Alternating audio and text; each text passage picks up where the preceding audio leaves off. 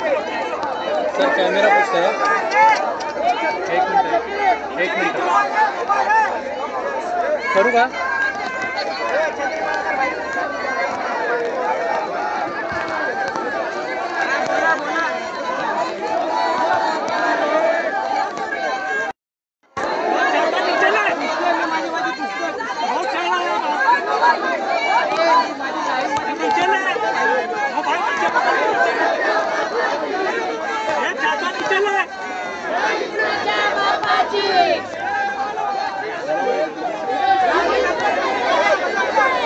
Stop!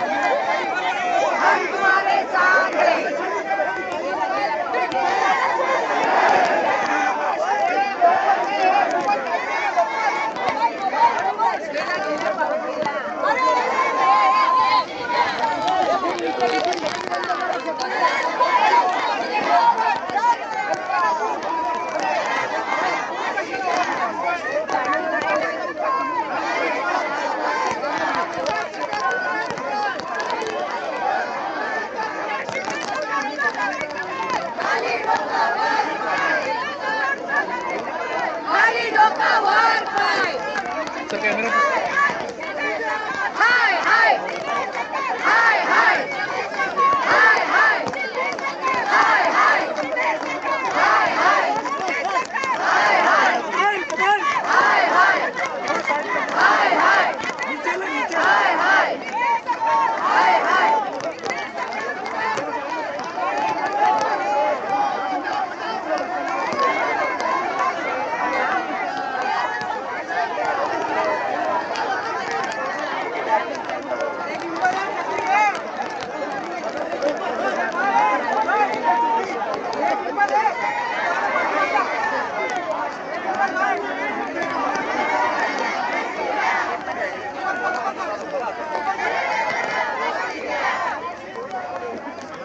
नराधमाला फाशी द्या नराधमाला फाशी द्या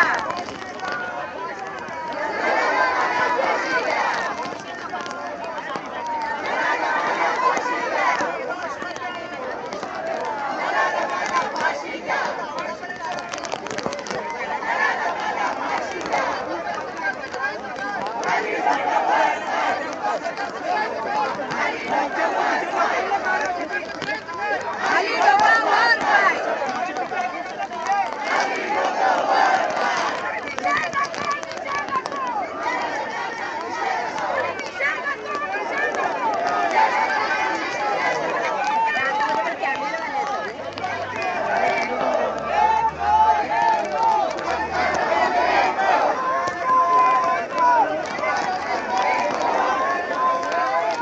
सरकार को फेंक दो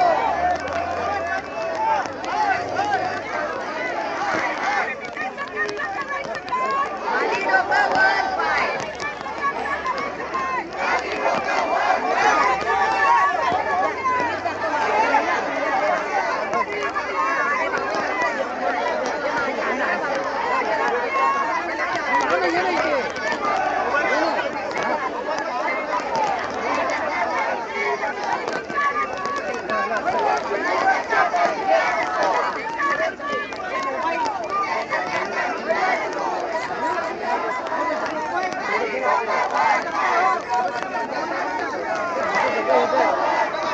लावल्या मला पण माहिती आहे तिकडे उभे नाही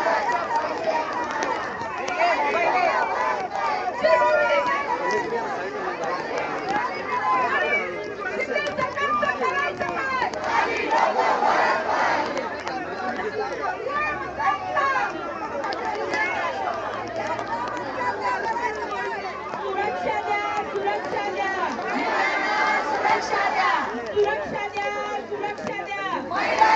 सुरक्षा द्या नको आम्हाला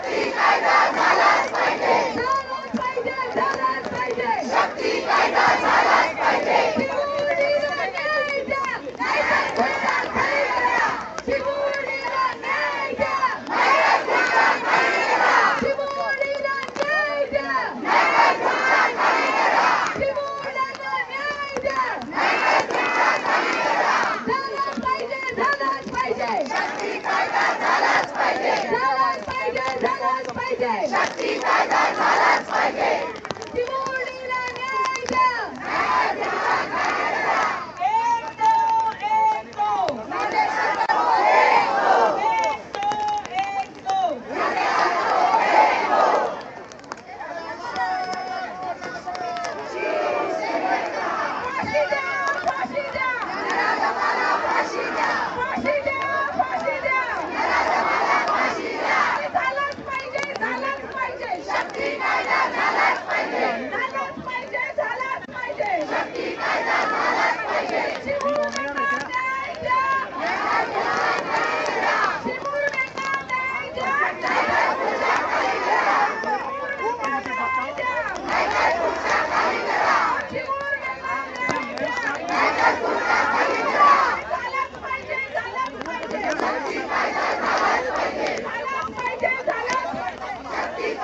नको आम्हाला लाडकी बहीण, आम्हाला हवी सुरक्षित बहीण. नको आम्हाला लाडकी बहीण, आम्हाला हवी सुरक्षित बहीण. नको आम्हाला लाडकी बहीण, आम्हाला हवी सुरक्षित बहीण. नको आम्हाला लाडकी बहीण, आम्हाला हवी सुरक्षित बहीण. झालाच पाहिजे, झालाच पाहिजे. झालाच पाहिजे, झालाच पाहिजे. शक्ती कायदा झालाच पाहिजे. झालीच पाहिजे, झालीच पाहिजे. सराजमाला फाशी झालीच पाहिजे. इंडियन सरकार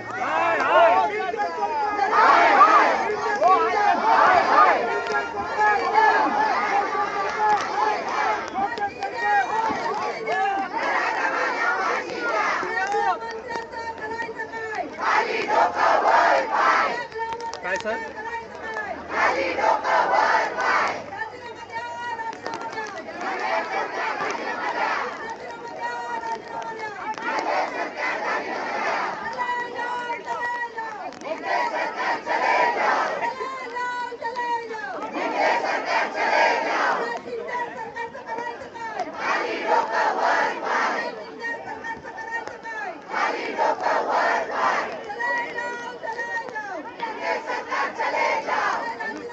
बघा सर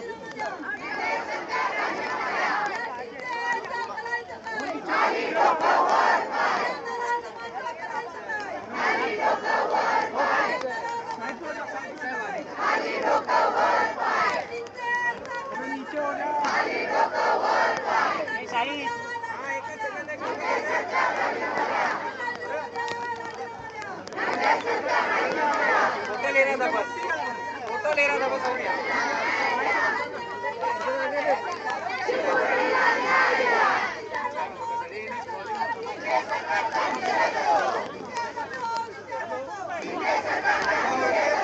झालीच पाहिजे, झालीच पाहिजे. झालीच पाहिजे, झालीच पाहिजे.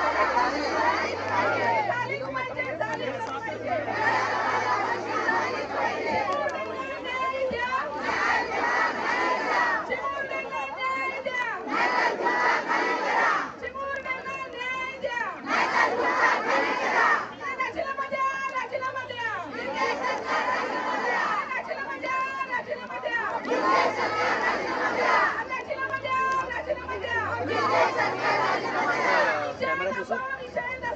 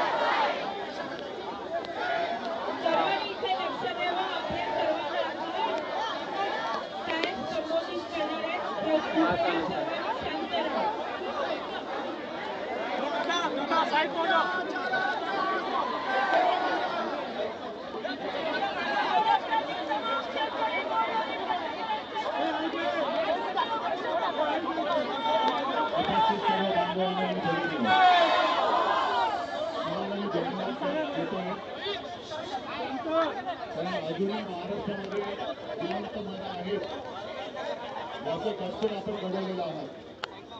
म्हणजे मोकाट सरकार आपल्या महाराष्ट्रावरती राज्य करते, घटना बाह्य सरकार राज्य करते. खरंच मला या सरकारची कीव येते की त्यांनी नराधमांच्या विरुद्ध उभारण्याच्या ऐवजी नराधमावरती पांघरुण लावण्याचं काम करतात. दुष्कृत्य झाल्यानंतर सरकारने खणखणीत बाजू घेण्याची भूमिका घ्यायला पाहिजे होती. पण ज्या वेळेला सर्व दारं बंद होतात तेव्हा जनतेला रस्त्यावरती उतरण्याखेरी दुसरा पर्याय नसतो. आज आपण महाराष्ट्र बंदचा पुकार केला होता. या सरकारमध्ये हिंमत नाहीये. आजचा महाराष्ट्र बंद हा कडकडीत झाला असता आणि याची जाणीव सरकारला झाल्यानंतर एक तर संकटाचा सामना करण्याची यांची हिंमत नाही, संकटाचा बंदोबस्त करण्यामध्ये यांच्यामध्ये काही ताकद नाही. असं हे निर्डावलेलं सरकार हे आपल्या राज्यावरती महाराष्ट्रावरती राज्य करते. आणि याला जेव्हा अंदाज आला की हा महाराष्ट्र बंद कडकडीत होणार, तो होणारच.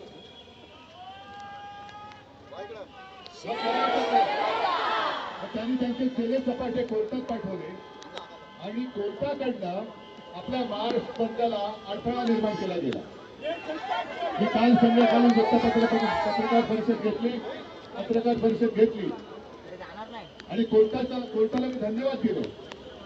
कारण आपल्याला जे वाटलं होतं आपली केस सर्वोच्च न्यायालयात 2 वर्ष 2.5 वर्ष तारीख पे तारीख सुरू आहे, न्याय कधी मिळेल असा आम्हाला एक विश्वास आहे, जरूर आहे. पण कोर्ट एवढ्या त्वरेने आणि तत्परतेने हलू शकतं हे काल कोर्टाने दाखवलं. याच्याबद्दल मी कोर्टाचं अभिनंदन करतो. म्हणजे कोर्ट जर का कोर्टाने ठरवलं तर कोर्ट तात्काळ निर्णय घेऊ शकतं. आज आपण इकडे सगळे जमल्यानंतर सरकारला कळलं असेल की जरी तुम्ही आमच्या बंदला बंदी केली असली तरी महाराष्ट्राच्या प्रत्येक हृदयामध्ये आणि प्रत्येक घरामध्ये या अत्याचाराविरुद्ध आणि तुमच्या नेत्यांच्या सरकारविरुद्ध एक मशाल धगधगते आहे. तुम्ही आमच्या बंदला बंद केलं, कशासाठी बंद केला होता? महिलांना सुरक्षा पाहिजे, बहिणीला सुरक्षा पाहिजे, मातेला सुरक्षा पाहिजे, मुलींना सुरक्षा पाहिजे. म्हणून आम्ही बंद केला होता. त्या बंदच्या मध्ये तुम्ही अडथळा आणला. मग गेल्या आठवड्यामध्ये एक भारत बंद झाला होता 21-22 ऑगस्टला. भारत बंद आपल्या राज्यामध्ये तो जाणवला नाही, पण इतर काही राज्यांमध्ये रेल्वे सुद्धा बंद झाल्या होत्या. तेव्हा हे सगळे याचिकाकर्ते कुठे गेले होते? का तेव्हा या बंदला विरोध केला गेला नव्हता? आणि या नराधमांना सुद्धा पाठीशी घालणारे याचिकाकर्ते किंवा आणखी कोणी असतील हे सुद्धा तेवढेच विकृत आहेत. जो कोणी महिलांवरती अत्याचार करेल त्याला शिक्षा झालीच पाहिजे, पण त्यापेक्षाही जास्त भयानक त्यांच्या पापावरती पांघरून घालणाऱ्यांना सुद्धा शिक्षा झालीच पाहिजे. ज्यांनी फक्त मराठा समाजाचा विषय असेल, एसटीचा विषय असेल, ही काही माणसं या राज्यकर्त्यांची सदा आवडती झालेली आहेत. सदा आवडते लोक कोण तुम्हाला माहिती आहे, त्यांची काय लायकी आहे तुम्हाला माहिती आहे. त्यांना सुद्धा मी सांगतो की तुम्ही केलं ते तुम्हाला शोभून देणार नाही. तुम्ही याच्यात राजकारण आणलं. आज संपूर्ण घरातल्या महिला तुम्हाला जाब विचारतायत की का माझ्या सुरक्षेच्या आड येतोय. आणि म्हणून मला असं वाटतं आजचं आंदोलन हे संपता कामा नये. जसं आज आपण इकडे आलो, भर पावसात सुद्धा आलो, तोंडाला काळ्या पट्ट्यामधून हातात काळे झेंडे घेऊन याचा निषेध केलेला आहे.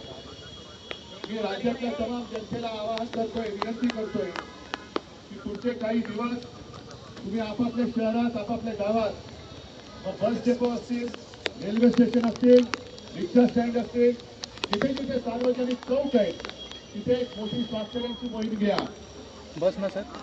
बहीण सुरक्षित तर घर सुरक्षित. आम्हाला सुरक्षित बहीण पाहिजे आणि त्याच्यासाठी मी महाराष्ट्रातल्या ज्यांना संवेदनक्षम मन आहे आणि ते या घटनांवरती चिडून उठलेले आहेत.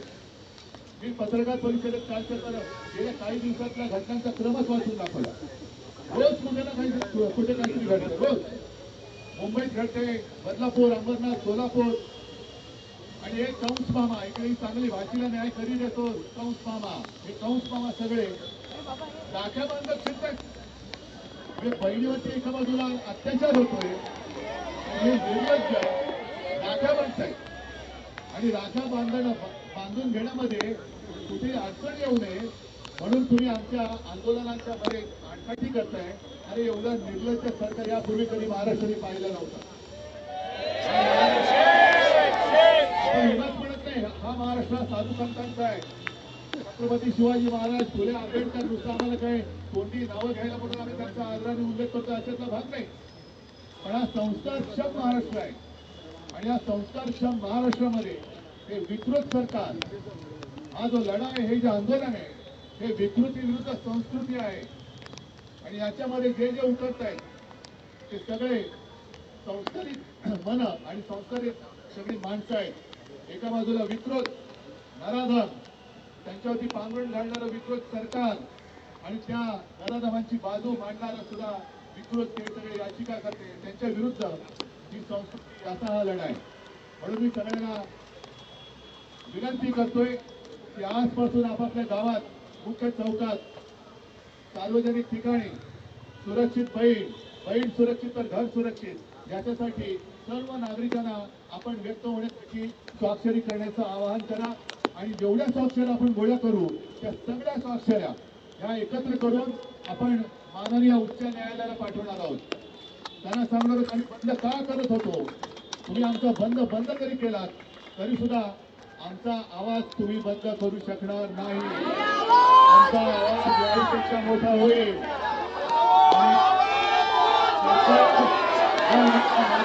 रक्षण करायला असमर्थ असेल, सरकार जर अत्याचारांचा पाठीशी घालणार असेल तर आम्ही शिवसैनिक या माता भगिनीचे पुत्र आणि बांधव म्हणून आमच्या माता भगिनीचं रक्षण करायला आम्ही समर्थ आहोत.